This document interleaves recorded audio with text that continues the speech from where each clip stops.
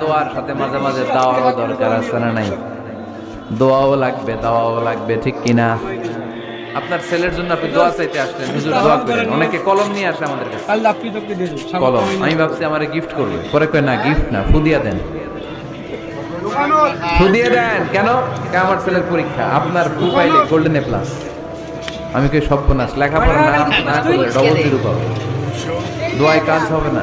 আগে পড়াশোনা করতে হবে, তারপরে দোয়ায় কাজ হবে। দোয়াটা আগে লাগবে লেখাপড়া, আগে লেখাপড়া। অসুস্থ হয়েছেন, খালি দোয়া চাইতেছেন। চিকিৎসা নেয়া বড় সুন্নাহ। আল্লাহর হাবিব সাল্লাল্লাহু আলাইহি ওয়াসাল্লাম অসুস্থ হলে চিকিৎসা নিতেন। সুবহানাল্লাহ পড়েন। দোয়ার সাথে দেওয়া লাগবে।